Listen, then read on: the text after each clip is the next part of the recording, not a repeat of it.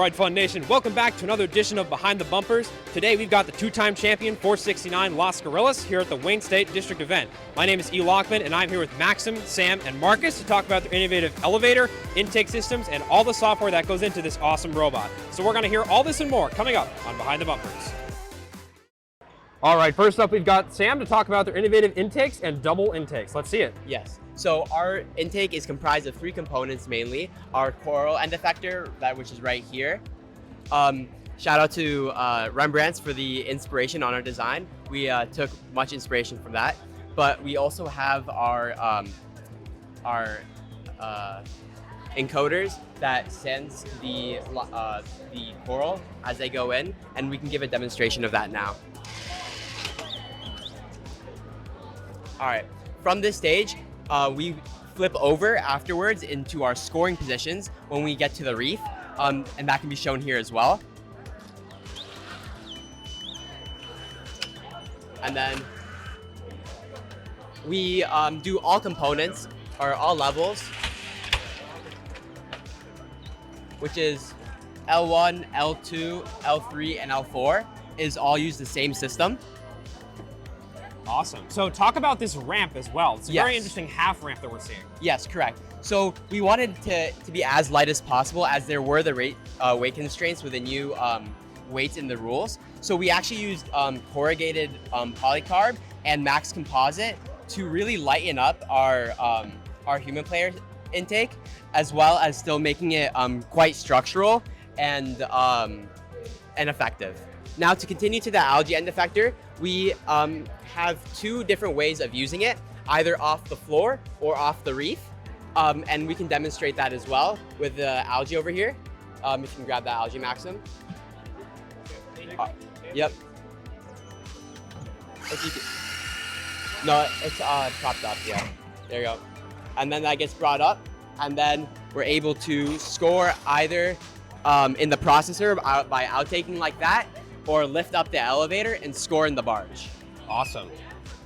All right, now to go more into the elevators, we have Maxim. So our elevator is a continuously rigged elevator. We have 3 stages. What makes our robot particularly special is that under this coral stage at the bottom is an algae stage, which has a motor to be independently controlled from the rest of the elevator.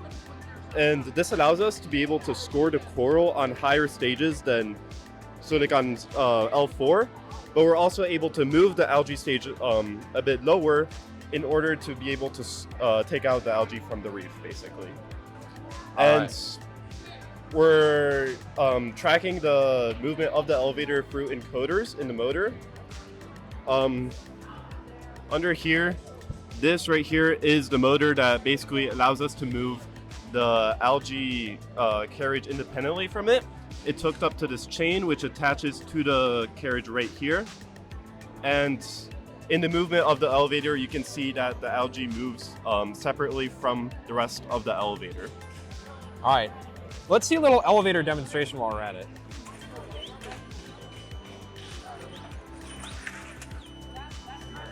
So this would be our L2 position. This would be our L3 position, and all the way up here is our L4. We can also go up even higher to barge. We have about this distance here to work with to extend even further. Yep, so this is an example of where our algae would move. If you come down here, we're running the elevator for 2 Krakens that are going into a gearbox. We took inspiration from Team High Tide for this, so thank you and shout out to them. We're running this piece of rubber right there in order to avoid any slamming of the elevator, which, you know, puts extra wear on any of the parts. All right, now we got Marcus to talk about all the software that goes into this awesome robot. Marcus, take it away. So, our software this year was heavily inspired by 254's organization. We really liked their organization scheme, so we split it up into the most basic concepts, our motors, our sensors, all as generic ideas. That way, we were able to program all of the robot pretty much before it was built to ensure that we could test our logic. And then once the robot was built, we could fill it in with all the specific hardware details, such as, is this a Neo, is this a Kraken or a Falcon? And hence we were able to have a much better top-down level of what was going on. And then let's talk about all the hardware that makes it work. Gorgeous. This is our chassis, and this was heavily inspired by Open Alliance team Maker Robotics, and they have a drop chassis about 3 inches nominally. However, in the middle, they inserted a brain pan, or a belly pan where you mount all your electronics to. We took this approach to keep CG as low as possible, but have plenty of accessibility and plenty of space for electronics. So we have our PDP here, we have our ThriftyBot mitochondria here, and pretty much all our power cables are run underneath between the top belly pan and the bottom thicker structural belly pan. Awesome. Then on top, we have our important stuff like our Rio, our carnivore, and our networking switch. Cool. And then going further into software, one big change we took this year is we used Mechanical Advantage's Advantage Scope, and we're logging all of our data through their application, and it becomes very useful to see all the data after the match. As for other stuff we're doing, in our dashboard, we're using the Elastic dashboard, and this basically enables, while we're driving, we can see if the robot thinks it's correctly in place, so we know if we've set it up such that it can see able tags. Cool. And then another key implementation we've used in our autonomous is rather than using Pathfinder, we found that Pathfinder isn't accurate enough. And the reason why this is I believe they split the grid of the whole field into 0.3 meter squares, and that's more or less the amount of precision that it has over this big area.